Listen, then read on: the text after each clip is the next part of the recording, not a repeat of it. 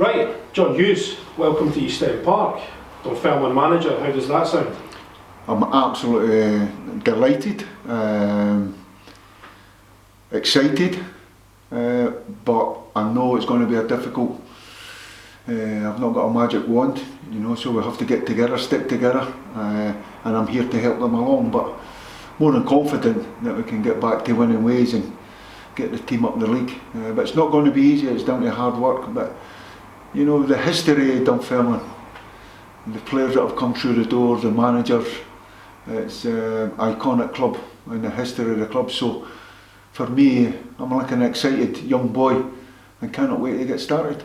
Obviously you'll have done your homework on the squad as well. I know you've been doing all the media work over the last wee while as well, so I'm guessing you're familiar with the squad. You will get to grips with them in training, and obviously this coming weekend against Inverness as well. So what do you think this squad needs? Oh, it's funny, before you say it, it's funny that you've just said the manager of Dunfermline, that football throws up these scenarios. I'm going back to my old club, Inverness. I'm looking forward to it, and it's going to be difficult. But with the squad's good enough. My assessment of the squad is good enough, but totally understand that sometimes with confidence, not winning games, confidence brings you lack of momentum, and that can affect you, and before you know it, you're on that slippery slope.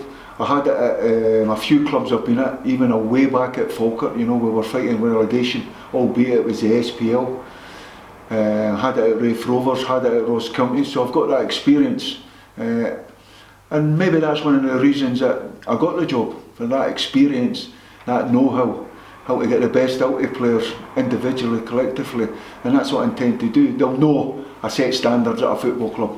I love to laugh and joke and create a great spirit, for the simple reason that I appreciate we're all in the game of football, we all love it. So if you don't appreciate it, you should be sitting, don't come in. So if you appreciate it, you're coming in full of enthusiasm and you're up for it and you love it. And if we can get that spring back in their step, they're good footballers. We've all done it since we were that height, but somehow, once again, when you're in a situation where you're not winning and you're feeling the pressure, you're not the same player. So it's my job to just try and let them go and free and go and play. And I say to the supporters, I'm not patronising. Every time I've come to East End, they've had an identity. Don't always win, they've had an identity. It's always a difficult place to come. And I'm honest enough to say, doing my due diligence, speaking to players that have played against them, managers and coaches, a wee bit of soft touch. Give away too many goals, too easy, a wee bit of soft touch. So we have to stop that, simple. So the first thing that we have to do is have a real pride in keeping a clean sheet. And when I say keep a clean sheet, I'm going to go talking defence. No, clean sheet starts for the front. And if we can keep a clean sheet, then we're not getting beat. So that's the mentality that I'm going to try and instill in the players ASAP. As you mentioned, your last job at Ross County, you went in a difficult situation, turned that around there. You also mentioned your time at Falkirk, your time at Raith Rovers as well, obviously Dunfermline's two biggest rivals.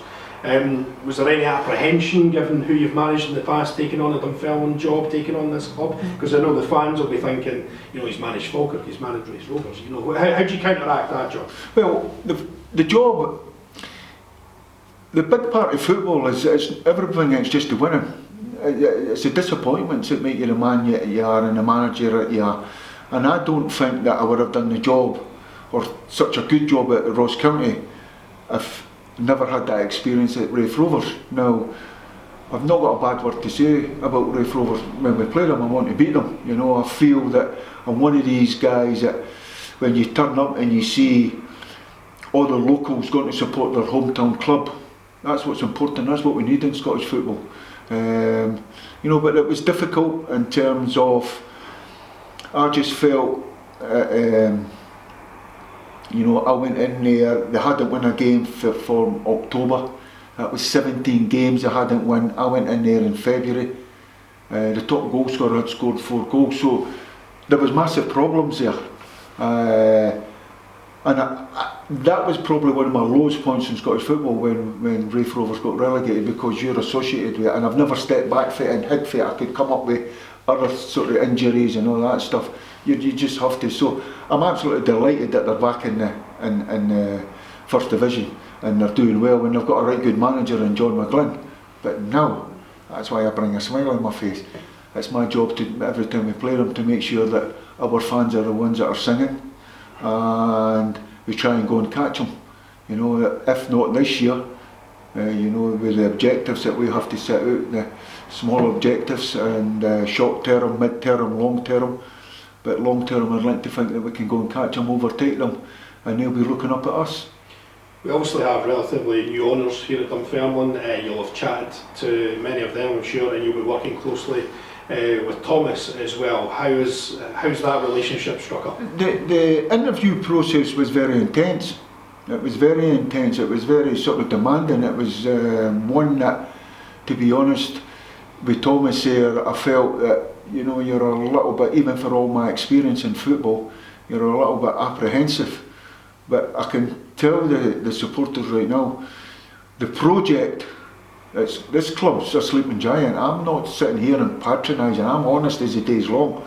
You know, I'm not sitting patronising. And this is a sleeping giant. Someone's going to take it where it rightly deserves. You know, right well. You know, with foot getting carried away, but all want to be back in the top flight. I've already said that's not going to be easy. But it has to be the objectives, it has to be the long-term goal.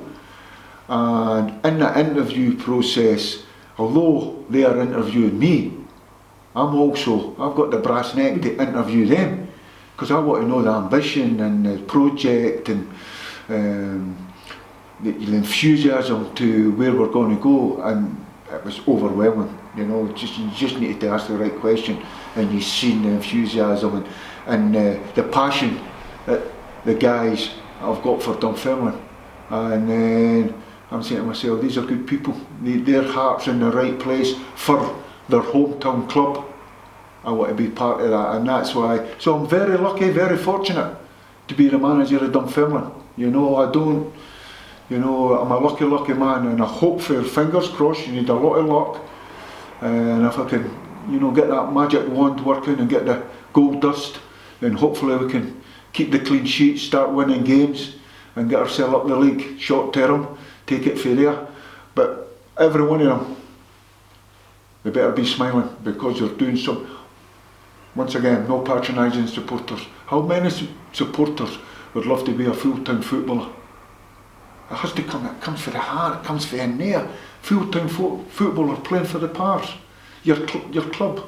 So if you've not got that message, and they're going out there and putting that jersey on, and they'll soon find out about it, trust me, the foot going over the top. And that's the passion, that's the demands I want to try and set at the club. I think that everybody will say, oh, what's his style, what's this? You need to love them, you need to get the best out of them. I'm in it with them, you know, we'll all suffer together. And it's about handling the pressure. I've been there, I was there last year with Ross County. I've seen players doing stuff on a training pitch that you would stand and applaud, but could not reproduce it on a Saturday because of the pressure and the situation we were in. And it was my job to understand that,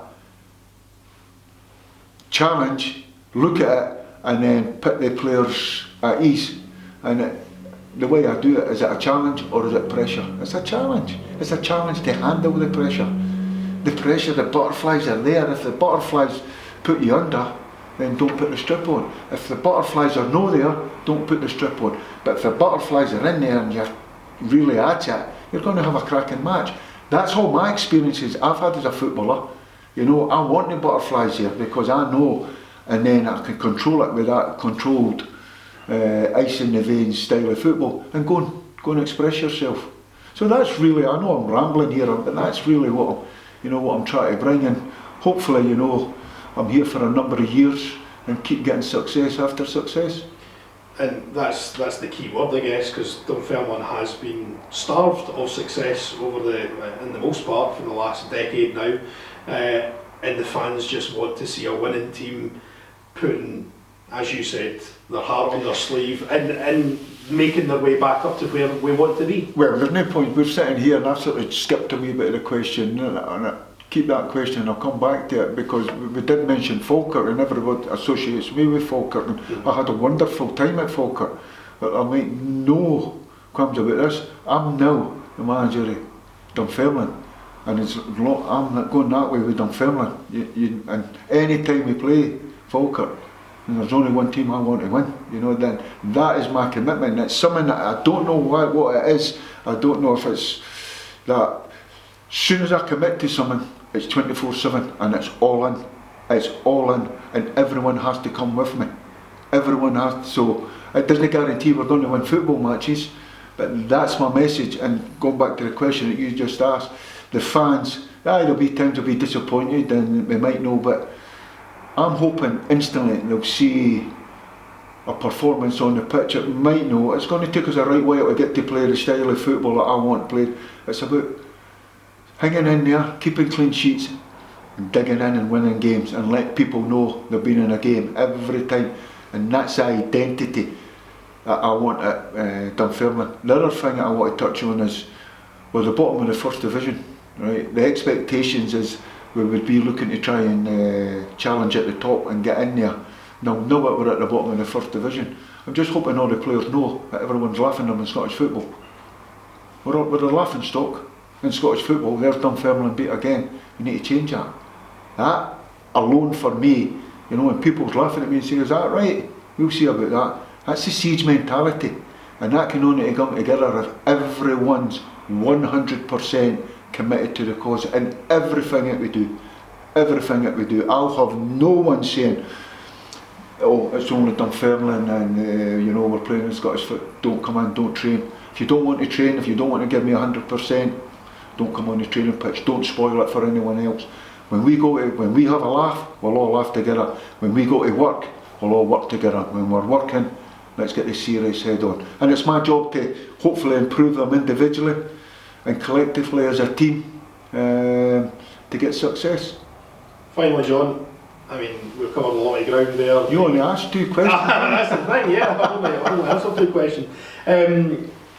You mentioned it earlier on, your old team Inverness, first up this weekend. I guess it's getting that monkey off the back, getting that first win. That's the most important thing, and then it builds and builds and builds from there. Yeah. If you look at it, sometimes I've seen it as well. Even when you're down there, Lady Luck's, you have to make your own luck.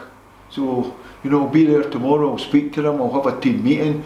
I'll sort of try and put the rules down, fair with everyone. Everyone's got that chance. And come on, let's get going. Let's stop feeling sorry for ourselves. And let's give the supporters something to sing about. Can't guarantee you we're going to win. Football does that, but I'm hoping even at times we're not the best team, but we go and nick a 1-0. And that's about understanding the game. That's one thing that I think that I'm good at in terms of the coaching side. And, where I want to be, I know we're years away from that. It's what you've got to dispose of. I totally understand. So it's no rocket science, that we just need to keep it simple, do your job. So if I'm playing against you, I could take you, trust me. I think you could. But I'm going to, and that's what I'm saying to you, it's nothing different since you were a 10-year-old kid. Mm-hmm. Or your coaches. It's nothing different. Don't beat yourself. I'm playing against you, I'm going to make sure I'm going to have a better game than you. And if I've got 10 players doing that, 9 times out of 10 you win the game. So it's about standing up, mano, and a wee bit of helping each other, because we all know what we're doing and we're all together, and the distances and the shapes are a little bit better. And then I think that'll give us a good platform to hopefully to get success. I'm looking forward to it, I really am. I'm really excited about it. As I say, some fans might look at this and say, I can understand the Falkirk connection and all that stuff. Come on, give us a break. You know what I mean? Give us a break. I'm only doing, when I'm at a club, I'm doing the best for that club. Now I'm at Pars, if I'm here for 15 years and get great success, then I'll go doing like the legends, the Big Norrie McCaffrey and Sir Alex and Jock Stein. I better give Iglesia a mention. Yeah, you should, yeah. Absolutely. And that's my goal. It might never work. Maybe you're saying, oh, he's dreaming 15 years, he's only here for whatever the contract is, And But you never know with football, that's my commitment. John, if you're still here in 15 years and you're up beside Jockstein, I think everyone will be a very, very happy Pars fan. Well, after that interview, if I'm still here for 15 years, I hope you're not. John, best of luck, and I'll see you later, alright? Top man. Cheers, boys.